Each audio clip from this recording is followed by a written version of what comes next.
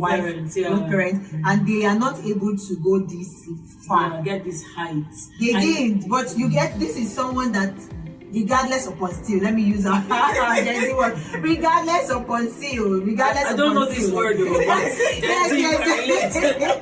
Regardless, not, you know, the circumstances does not matter. She pulled through, and she is this person today. She can go from, we had a conversation on breast cancer. You could see how she was blowing out. At the point we have to say, are you sure want to go? You know, let's read this lady's profile so that we know, because I don't think we're just talking right now. But now we are having her on the other side, a side that you wouldn't have expected someone like that to, you know, to be. You know, now we're having her here. So she's no other person than Miss SYLVIA IBIE. Like good to have you. She's an American-trained, Nigeria-qualified, British and Mid-East certified advanced radiographer with over 26 years experience and RAF Iraq War veteran soldier with Metropolitan Police training, who is specialized in CT scanning, MRI, nuclear medicine, intervention, radiology, bone this is too much, like this is a whole lot, and general radiography, and is driven to be the best possible in God-given endeavor, in all God-given endeavor. That she wears many hats, really, not just one. She's an actress in both theatre production as well as London Nollywood, also in Chaplin, attached to United Chaplin State of New York. She has provided close protection and guest services to dignitaries for over 20 years. Why being a mother? Why being a single mother? Okay, and also as well as she's a PR specialist, appointed Edo State Ambassador to the continent of Asia. She's a Nigerian rising to the UK on radiography. And also she worked as the head of radiology services for Cedar Crest Hospital across Nigeria. She's the executive director of Everright Healthcare Foundation and the radiology advisory consultant of Everright Diagnostics. Guys, drum roll. It feels that I'm reading the book. Yes, I just had to. At some point, I can't even breathe like this. It feels like I'm reading a book. This is grounded and it's beautiful. There's a lot of accomplishment. Honestly, I can't imagine how the delayed gratification, you know, to get those achievements, you would have delayed, you'd have gone through a lot to tell, I'm going to deprive myself of this to create this kind of balance. To have this achievement, to still nurture my, how did yours come about? I talked about the ways people can become single parents. So how did you become a single parent? I'm sure it's not something that people ever think about, or nobody wants, definitely nobody wants, everybody wants that whole good love and everything, you know, happy family. You're coming from a two-parent family? Yes. Okay, yes. I'm coming from a polygamous family. Okay, polygamous. Okay. So my dad had children from 7 women. Oh, that was those and you're a happy soul, so I would like to believe that even through that, they still try to give you that balance of bringing. Definitely, Dad was and still is a very responsible, very responsible dad. You can see it from you, man. You can see it from you. Truly, mommy is a very happy soul. So truly, daddy, regardless of the many wives, thank God for resources and plenty children. You know, she was able to be there for each and every one of them. So how did it come about? How did you become a single parent? How did this journey start? So, my son is 28 now. He's married. So, that means 29 years ago. So I was still in school of radiography when I got a call from my mom that there was this guy, tall, dark, handsome, you know, had divorced, had a child, and was looking for the next best thing since sliced bread. And obviously, I'm my kid's daughter, I'm my father's daughter, and in my father's, in his heydays, he was legendary. He was the president of the elite clubs, and those state elite clubs. So that means the only person that he was subject to was the Oba of Benin. Oh, wow. Every Benin man followed my Gide. was authentic, he was reliable, he was just a solid guy. And so he said, I'm the number one daughter. He was available in the house, and the connection was made. Of course, it meant that the guy now had to try and convince me. Yeah, prove himself. And basic summary, he spent almost 6 months plus, the whole period took about almost 2 years at the end of the day. Him trying to first get an audience for me, and then wrote a 3-page manifesto, as you do, to my dad to say, I've seen this flower, blossoming ebony flower. And my mom of blessed memory was an Obaseki, and his mother's mother was an Obaseki. So we were second cousins removed. So it seemed like a match made in heaven, Yes. We can't touch each other. I mean, some two strong family, good. He's an Owifo, I'm an IBIE, Powerful combination. it was like a match. Power couple. And he's 18 years older than me. Oh, really? 18 years? 18 years. I've always had this thing where I didn't feel guys my age had enough. You know how it is, girls. Let's keep it real, guys. A guy your age, a 20-year-old guy, thinks like a 15-year-old. Yeah, true. No disrespect, guys. Yes. So a woman is 5 years more mature. And from the background you're coming from, very, very solid. So you had that exposure too. So you need someone that could handle me more or less, Yeah. And so it seemed like a match made in heaven. Fast forward, we went to the States, school closed, so we went to the States, did a traditional marriage in Nigeria, went to New York, did our wedding and everything. Your destination wedding, Yes. As I back then. And yes, so the super romantic, it took 2 guys to carry my bouquet. First, guys, it's going to be Valentine's Day in a few weeks. Yes. So this time, 29 years ago, it took 2 guys to carry my bouquet of flowers into my hostel. Wow. Yes. 2 solid men. My room was covered with Hallmark cards. These were fresh flowers, fresh roses. Of course, that's what fresh flowers. So everything you could do to make a woman fall in love with you. He was a man of war. He was a man around town. He knew the buttons to press, and He did. yes, he did. And I was in a relationship. I had a 3-year relationship. You discarded it. You didn't look back. He was My good. God. He was that good. I fell in love with him, and yeah. So fast forward, you're in this little cocoon, and it's like all is going rosy.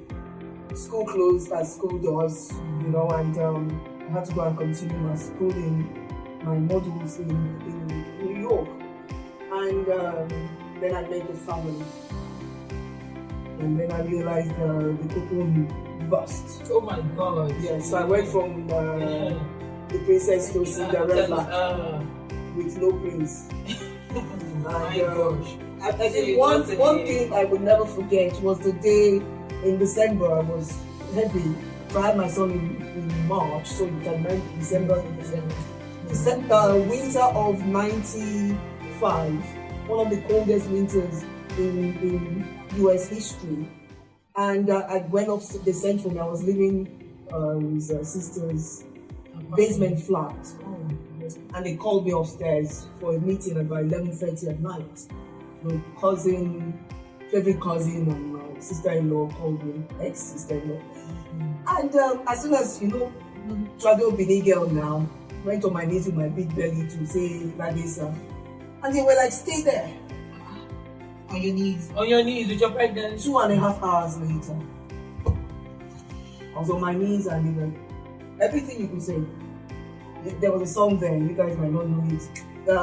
She's a rich girl, don't try to hide it. Diamonds on the soles of her shoes. That was the song they were singing for me. And who do I think I am? Blah blah blah. Cursed out my parents, cursed out everything. fast forward marriage, it was like I was not married to more people than I knew I was married to, and it just went. There was nothing. The guy I fell in love with became a stranger to me. We could no longer relate. Everything I wanted to discuss. You know when you call your guy and say, "Guy, my belly is doing," I said, "Talk to my sister." I'm like, "Guy, my sister I married. You calm me down. Who did I marry?" So basically, everything I needed emotionally was not there. It was like, "I married you," and he would always use phrases like, "Do you know how many people will give their right arm to be where you are?" I'm like, "Cut their arm now, give them the arm now. I married you, I fell for you," and it was just like that. And so, fast forward, finally had the baby. There was a lot of drama, but I won't go into those details. Finally had my son, second biggest baby in the shop. That's another joke. And my mom came to do the Omugo thing, and the disrespect and the pain and my sister-in-law used to lock the pantry. Yeah, my mother is an Obaseki, my father is IBIE. He used to lock the pantry and tell us, "Whatever you want to eat for the day, bring it out, because I'm going to work." Can you imagine? And my mom was like, "Excuse you?" Imagine. "Excuse you?" Betty. And it was just like that. We were like living like, the day I came out of hospital having had a baby, she left cold pounded yam with ogbono soup. Everyone knows it's pepper soup. Pepper soup, yes. It was cold, left open, not covered. It was just like. And she wasn't married. She was married. She had 2 kids. Why was she? Where was her husband? It was her house that we rented. They said they needed me within caring environment. Hey, but I'm just wondering whether she went through some trauma. That's how I had to ask. No, she was married. It doesn't matter. She was envious. Trauma does not mean she should put it Yeah, in No, Yeah, they basically said to me that they were there before I got married to their brother, and they'll be there after I leave. So basically, I didn't even know he was wealthy and all of that. I knew he was comfortable, but they made it sound like I was some girl from the slums who came to, marry their Rich. And I'm like, "Excuse me, go and ask about my kid." So it just, my mom just kind of said, "No, you cannot do this to my daughter. You can't disrespect my daughter. It's bad enough, but don't disrespect me as well." So, end of the day, first time I saw him after I had my baby, he didn't show up. When he finally showed up, he then accused me of stuff I didn't even know about. He ended up tricking me to come back to Nigeria with just the suitcases I had. So till tomorrow, I don't know what they did to my stuff or my stuff in the States. It was basically come back home to Nigeria with your mom and the baby, not knowing that they had decided the marriage was over. Just by having, because they made a statement that during the conversations, when you're telling the mother of the child who just had a child, and my mother is like, if she's such a bad person, the person she was with, she engaged to for years, would have told me that I didn't do a good job raising her. 3 years relationship. Yeah. So basically, they brought me back to Nigeria, tricked me to come back to Nigeria, and marriage was over. He showed up with just his wife and a few others and just said, blah blah blah. It was done. I thought it was a joke. I stayed 18 months in Nigeria, went to all the relatives, the side days, everyone you could go to beg him to take me back. He wasn't said that to me. So fast forward now. I You never waited think 18 it was years. spiritual, or you thought what did you think? Spiritual is an excuse. Okay, then what do you think it was? Was it because you said it was probably like mommy's boy? Was it a sport? What do you think? Because I can't even imagine it. Was it? I can't. Was it the wealth that intoxicated him? What could have made him? I think. Or he was just irresponsible. What do you think? I think he just chose to be wicked. I have a free life. Yes. It wasn't. I am also dumbfounded with the fact that he didn't even respect the elder man. The elder statesman. You have the daughter of such prominent person and standing you go like this. You had the mother physically Very there. How would you allow your disrespectful to the sisters? parents. Came to the point where my father had to say to me at the meeting that woman you've been together with for less than a year, you're coming and you're reading off a script of how atrocities to you in 1 year. I mean, 1 year since. Out of that 1 year, we were not together for 2 months because I was in the States, he was man around town, gallivanting, doing what he does best, all over. So basically, after waiting and trying to get someone together, home back together again, and to no avail, one of my in-laws said to me, look, he lives in London more than he lives anywhere else in the world. Find your way back to London. If he works, he works. If he doesn't work, he won't to work. So since London was the base for him, with my son and 20 pounds in 1997, I made my way back to London. Again, went to the house where we used to live together when we were in London and did everything to get him. And it was just like, so between then 97 and I think that was the last time I got any money from him. 1997, this is 2025. 28 years. 28 years. My son is 28 now, married, and nursery, primary, secondary school, university, nothing. First degree, discrete mathematics at Warwick University, came out 0.5 for the first class. Did his master's in AI. God is good. God is very good. God is good. Oh my God, God is good. God is good. The stone if you just rejected, you always become the chief cornerstone. Yes. So fast forward, my son did his master's in AI, came out with a distinction from Edinburgh, and he's been working now for 3 years and then set up his own business in the Middle East. Set up his own AI business. So guys, shout out. Next coming billionaire. Marketing Yeah, there's always rooting. Yeah, I'm always there cheering them on. Wow, this is a good testimony. I love the end part of it because they're taking us through the story like the beginning and right to the end. Someone had to go through this much emotional trauma and all that. You know, in those olden days, they'll say, okay, no divorce, just take the lady back home. Just drive you and just drop your things. I'm surprised that this thing actually happened like this way. Because he basically had doors in the houses where we lived that were like bulletproof doors with peepholes. So he could knock till Jesus came back and no one would let you in. He gave instructions to the security not to give you access. It was just like if he decides to cut you out of his life, you're out. But fair enough, you can cut a mother off. But I mean, the child is a wife. He's a wife. He wants to be.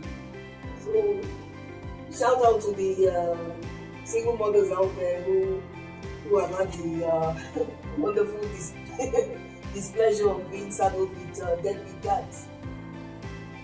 Even if he's 80 years older, 80 years older. So I'm 52 now, and he's going to be. He was 70 last year. July last year was 70. Not to tell you why.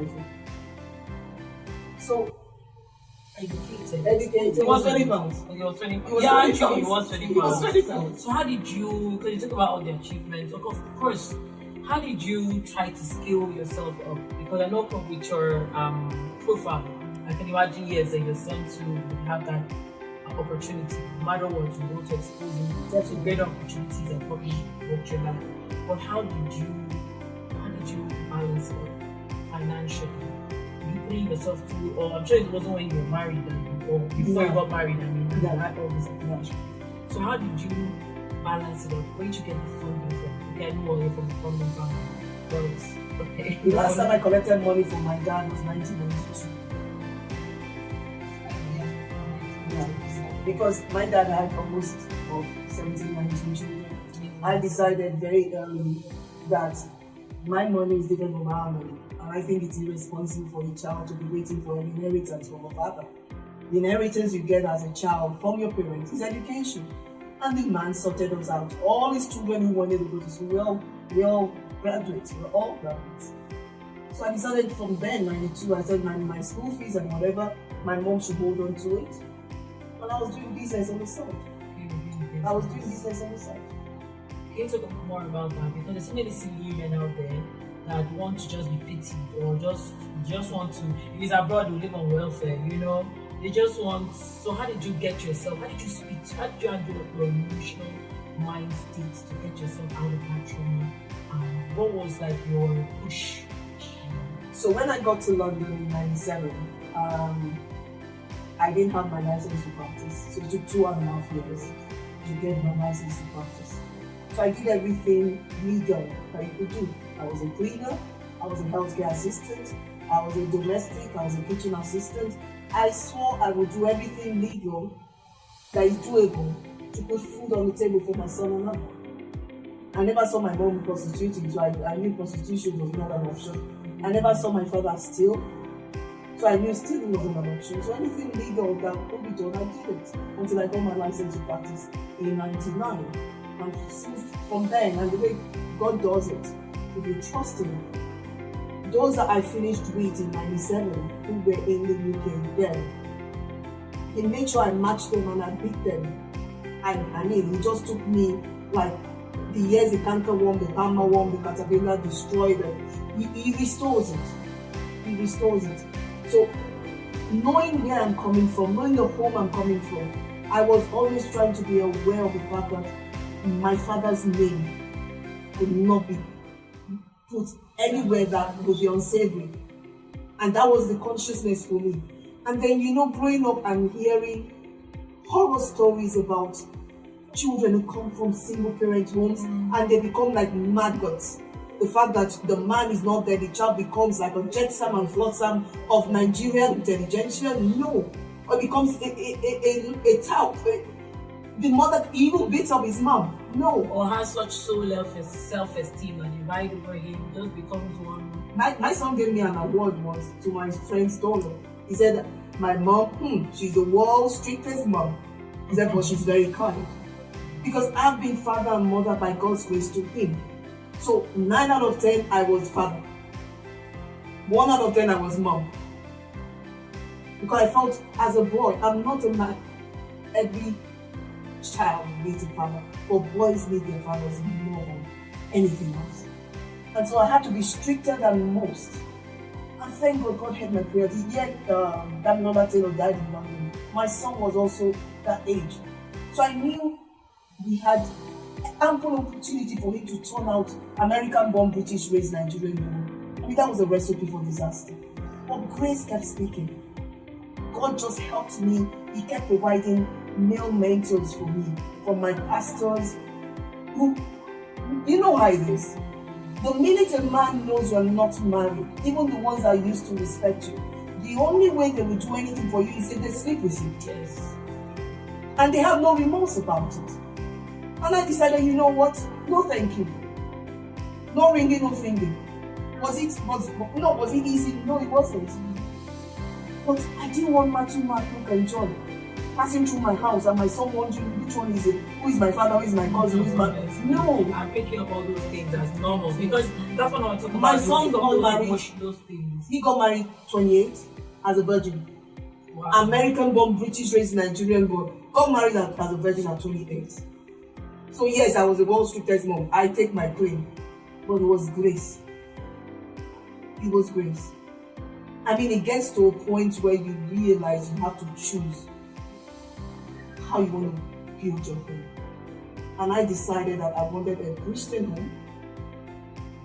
Talking of Christian home, praise the Lord.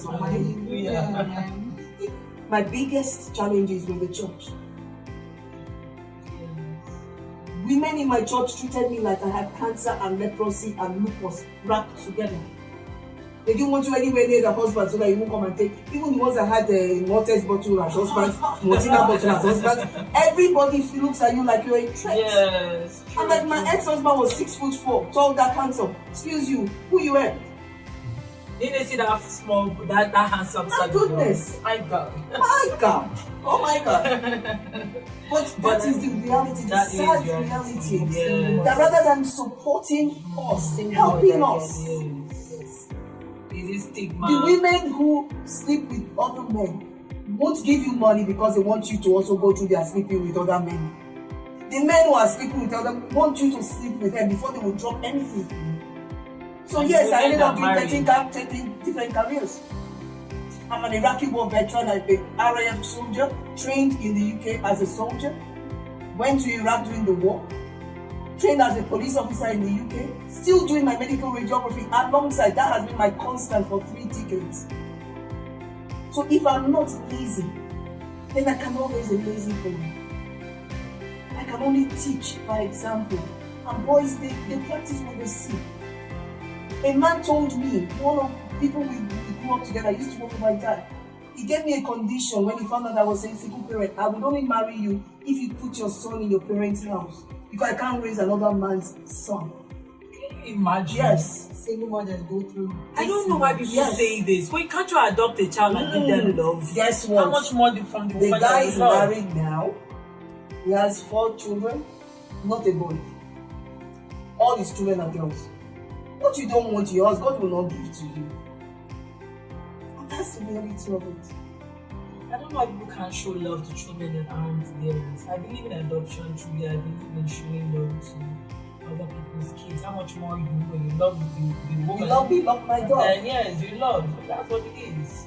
The reality of it is that single parenthood doesn't have to be as painful as it is. Unfortunately. If we support, and the support is not just the church, even your siblings. Even your siblings. Yes. How many, I was telling my daughter the other day that I could count on 2 hands how many times my siblings have, apart from my elder brother, how many times any of my siblings have given me anything for my children. In 28 On years. their birthdays or just to call them. No, that's not nice at all. That's the reality of it. And that's from the parents. That has nothing to do with the kids. Yeah, that has nothing to do with the kids. You know, my nephew calls me.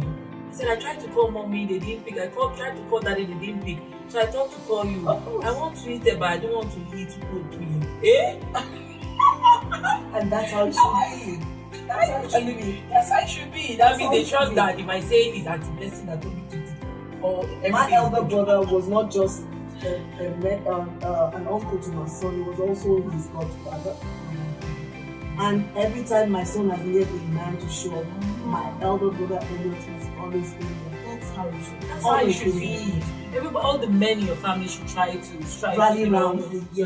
Everybody, not just the men, every single person in the family. Everyone should chip in. Now, there's some myths about children that come from parents, single parenthood. Okay, we talked about it anyway. Talk about the low self-esteem. Talk about not being able to go to school, because you really have to struggle. Talking about, and that low self-esteem comes from the fact that they probably can't put so much food on the table. The mother will say, take only this, don't touch it. I'm keeping this till tomorrow. You make the person mature overnight. Yeah. So the son matures overnight, has to worry about the mom's emotion and all of that. Okay. Yes, because the mom's emotion isn't stable. Let me not do this, so mom will not get angry. Mom is really struggling to put food on the table. Let me not do this, So how do you debunk all those myths? How do you help someone? So this seems to be reality, like loneliness. Some women can be lonely, they have to look for support groups. We talked about family, not having that kind of support you really needed. So how do you debunk some of these myths? And how did you help to mitigate, some of these things, especially the emotional one? You felt okay, the church members weren't supported, okay, thank God they had a brother. But how did you help the psychology of the child? How did you help it to be? So my son, for example, from age 2, 3, he was my best friend. Even when he couldn't understand what I was saying, I was very everything. And that habit is still in place now, like no matter what I'm doing, if I'm going from one city to the other, I'm saying, I'm here. There, doing this and doing that. I made myself accountable to him, hoping that will also make him accountable to me in the future, teaching him that family first. I taught him very early, all these name brands. He must be Nike. Designers, yeah. Nike, no. I taught him to be very content. Whatever I put on the table, it is yours. What is not there, don't look at it. And he has grown at 28, having traveled globally. You can count on one hand how many designer things my son has.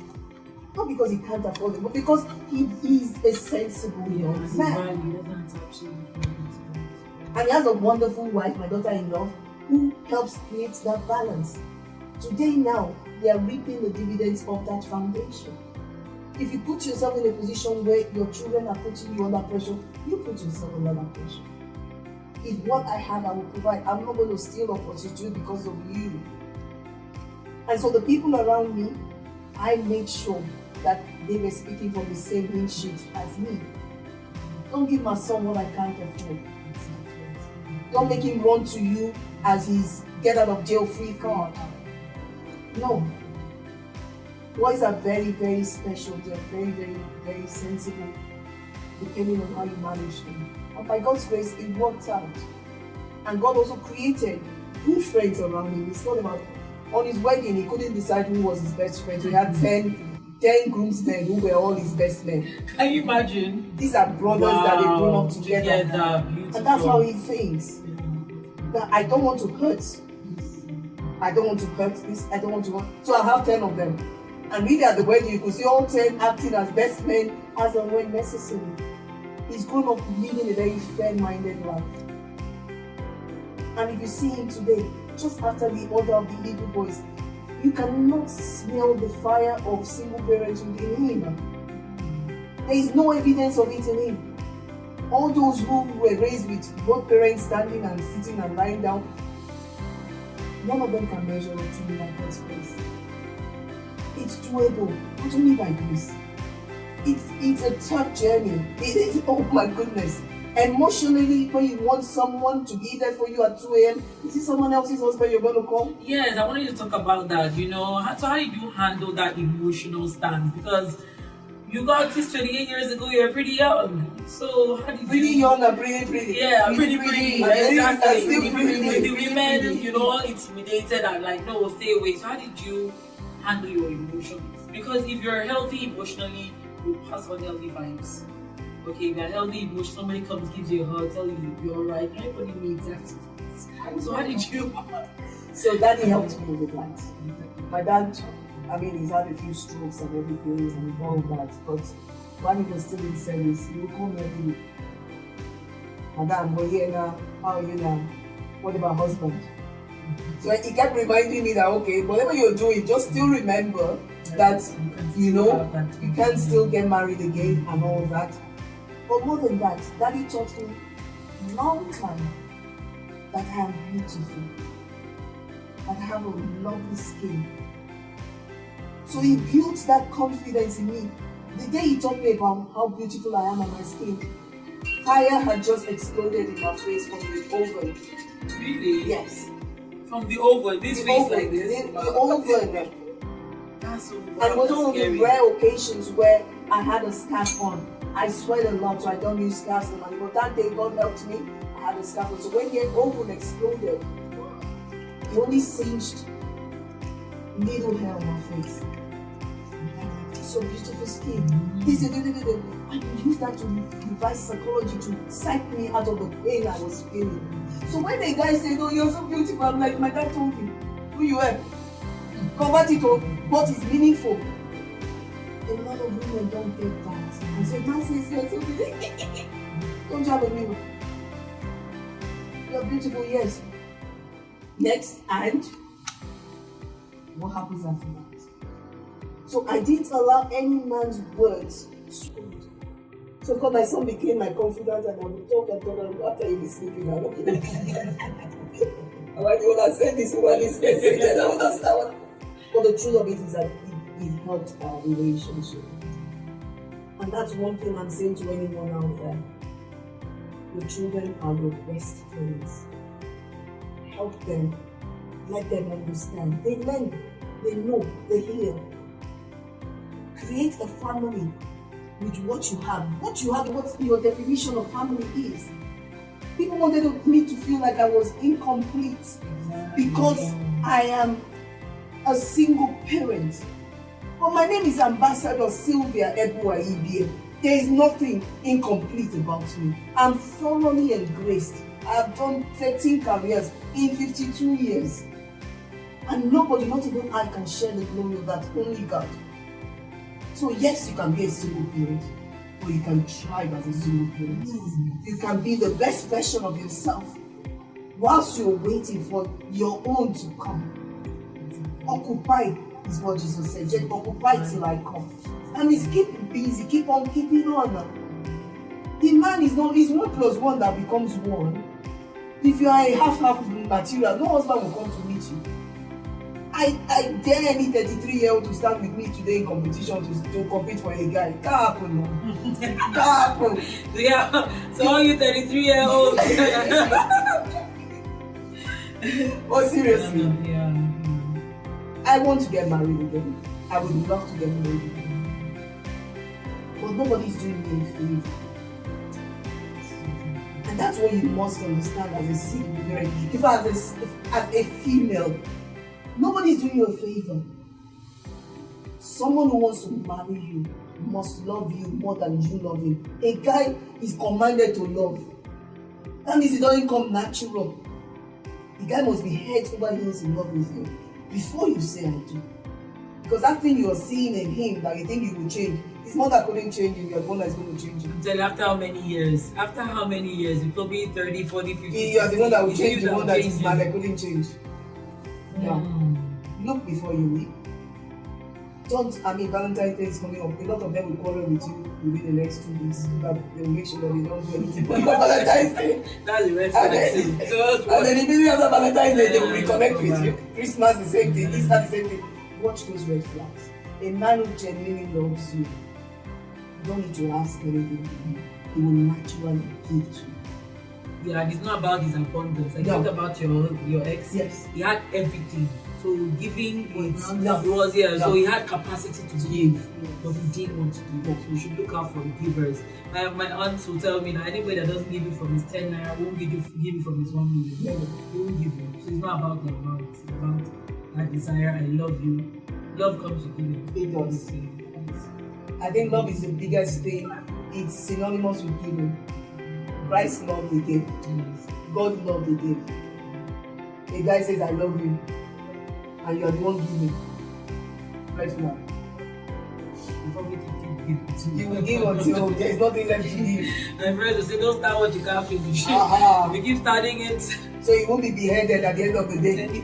Okay, there's something I want to ask. You know, in the society right now, we see a single mother and there's this label on them that they are angry, bitter, sad, frustrated women.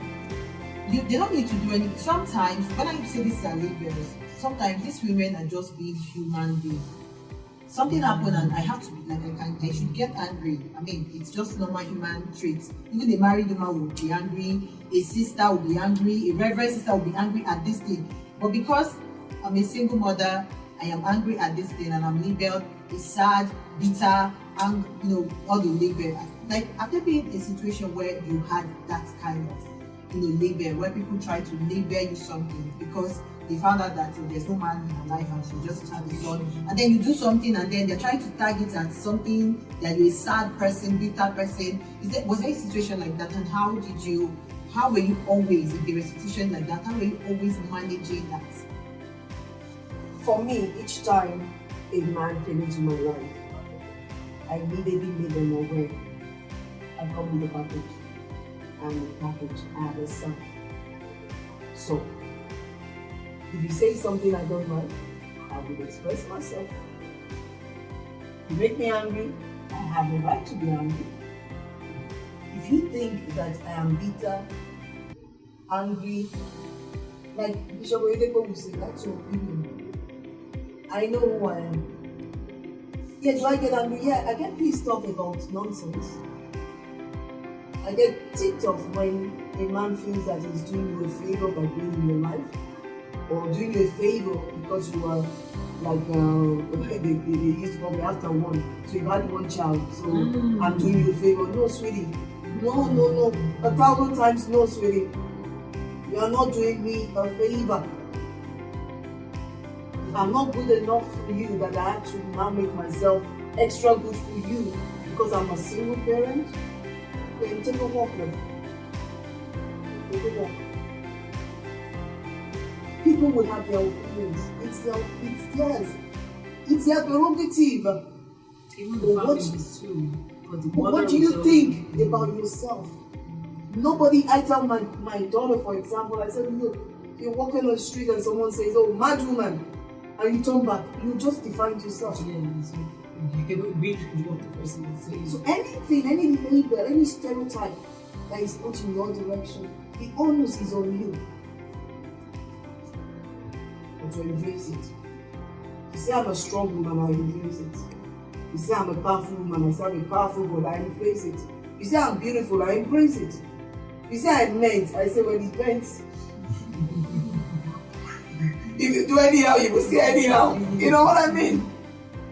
That's the truth. If the problem is that when people treat you like crap, and you say, excuse you, then they label you as being an angry person. But when people treat you like crap, and you say, sweetie, no fly zone, nobody craps on my head, and they look at you in the face and they know you are dead set serious, then they will realize, I either want to hang around this person and respect the boundaries, or take a hike. As a single parent, you have to decide your boundaries and set them. How many do you want to sleep with? How much are they giving you? How much are they giving you? Who the heck? At the end of the day, no man can solve all your problems. Only God does that. So get yourself the best version of yourself that you can bring out. Educate So I yourself. think that's where the issue also is, getting the best. Because some people sleep around, even people that are not single sleep around. How much more you're single, you just find the fact that I need to put food on the table. When I left Nigeria in 97, all I had was my school set. My results were not out. 4 decades in London as healthcare assistant. But I knew I left Nigeria as a professional. I knew who I am. So when I could not get my license to practice, I didn't stop being that professional. It was just a time thing. So I waited, I worked, I kept myself busy, and when it was time, it happened. Since 92 to date, no man can say for 1 year, I took care of Sylvia. It's not possible, only God. So if you keep bringing out the best version of yourself, then men will want to hang around you, the right men. But if you let people define you, then like I say to people when I speak to people, the price tag someone puts on you is the price tag you allow. You can't say a price tag on me because I am priceless. I am extremely and absolutely priceless. Because that is the price. If you can put the price to the blood that Jesus shed for me, then you can put a price on me. I am priceless. So at 52, proudly 52, Beautifully Mama. 52. Yes. Beautifully 52. it's like, bring it on. Yeah, it sure is. Bring it on. Beautiful Yeah, 62, and it's out of the 52. vibe. You can Yes. see that boldness. I've had people argue with me, I've had to show people my British passport to convince them I'm actually 52. But I could still be in that same position and be trying to convince them that I am not 70. It's all here. If a man is coming, men can smell desperation from a distance. From a distance. So if a man is coming to you and you're like, hey, bros, help me now, and you cook for him, sleep with him, you wash his clothes, then what if he can get the milk for free, why should he pay for the cow? Why should he pay for the cow? If he can get the milk for free. So, my advice, 28 years experience, let your strength be from God. Create a support network around yourself.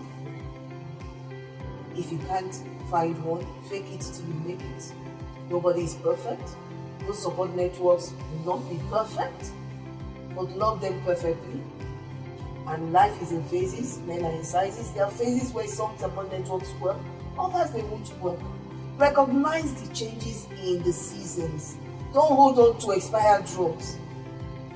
There are people that have expired out of your life 10 years ago and you're still holding on to them. Let them go.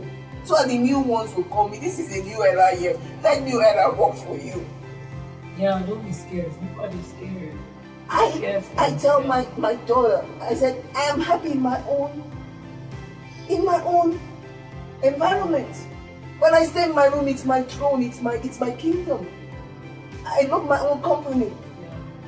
I'm not afraid of being alone. I go to the cinema, eat some popcorn, watch a movie, take myself out to a restaurant, have dinner on myself, buy my Clarins cream and use it. If you see me using Clarins, you do not come and give me Stella pomade. No. I mean, but we've been there, done that. And it should just be a good time. Even though I don't feel like wrapping this whole big, but we have to really we have to. And I love the word of advice. Yes, they just feel things that while you're listening. I just hope you make out of it. And now I'm talking to our listeners that are single parents, or you have a sibling that is a single parent and you want to pass it on. You could hear that this is a woman that for once wasn't desperate, didn't feel incomplete because there is nobody, like there's no man in her life. Because I feel like that's where, that's the disadvantage, or that's where it starts going down. Once you start feeling like there is something wrong with me, the fact that there is nobody here, even as a single person, this is even apart from being a single mother, a single parent. As a single person, you feel like I'm not complete. Something is wrong with me. You keep your eyes is fixed on other people's family, other people's doing, other people's flower, other people's engagement, what they are getting, and you're not even focused on yourself. You could hear a woman that is so focused on herself. She was ready to build herself. She wants to develop herself. She wasn't looking at what is not there. What I have is enough, and I'm going to work with that. She kept working with it, and this is what we get now. We get this is where we are right now. And it's such a beautiful place. And it didn't come easy. So there's no place for being lazy, whether you're single or not single. Look, and now you're even single. So you're like, I'm not saying that there's anything like minus, they always say two are better than one. Two good people are better than one. So there can be two and then there was no money. So but there's no place for laziness. You just need to tell yourself the truth. This is where I am. How can I get above? I love when you said that you even surpassed your mates and all of that, which is beautiful. So it means that you have to keep dreaming. Don't allow your dreams become short because you have a child. And you really remove yourself from toxic environments, even if it's your family. Because your family too could be toxic. Oh, this your baby has shit now. This one carries your baby. You don't need that. You want to help your mental health. So prioritize your mental health, prioritize your mind. I really like where she said she went back to London. When you went back to London, you had to look for him, right? Apart from even that fact, and then you picked yourself up from that place. You knew where you were going to. 2.5 years later, you were yourself. Now, it doesn't matter, maybe you're even 40 right now, as a single mother listening. You're 40 right now, you're probably 50, you're probably 28, you're probably 30, 33. It doesn't matter where you are, but you can still pick yourself up from this moment.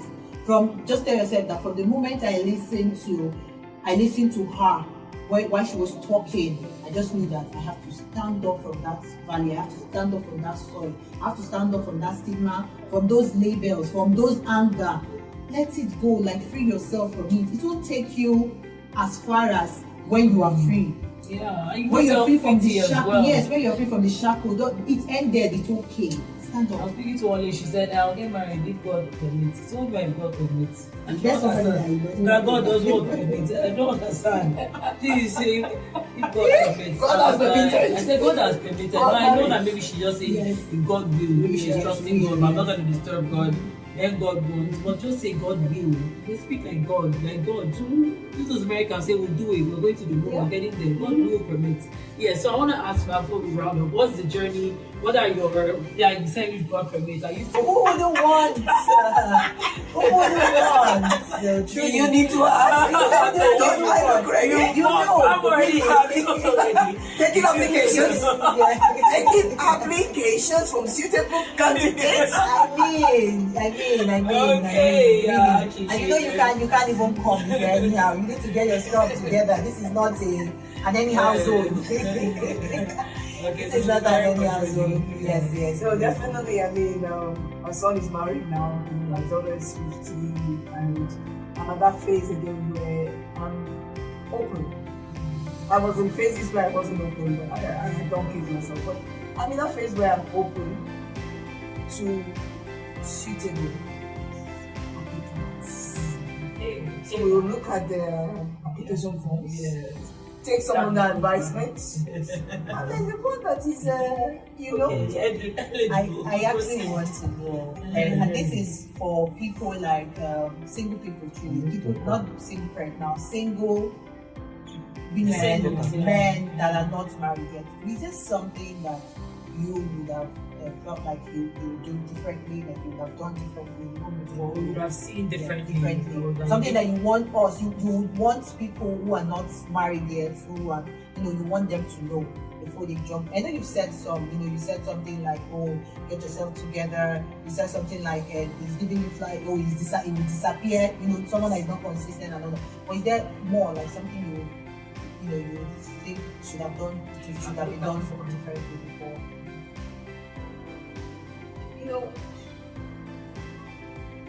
When you look back in life and you think, it's amazing how you just wish you had the reverse button, come back. No, I believe that everything that happened to my life happened for a reason, and that God's hand was in it. So there's nothing I think I would have done differently.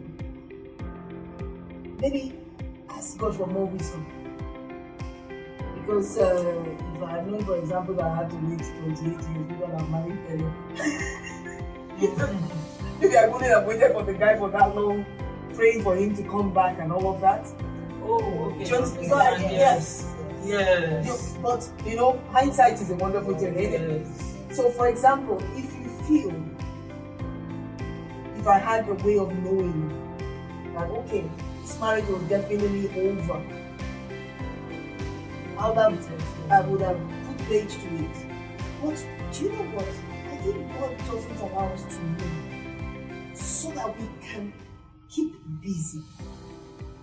Because not knowing meant I dedicated all of my energy to raising my son and bettering myself, whilst not being encumbered by any emotions. Someone read my my profile last week, and it was like, and your husband allowed you to do all of this? And I was like, should a man not allow me? So possibly would have been possible if you didn't have that space like that. We were hoping, and also personal development. So now I have more titles than I can use. So maybe all I would have been Mrs. Dr. Waifu. I'll have just been married to a billionaire, and that would have been me.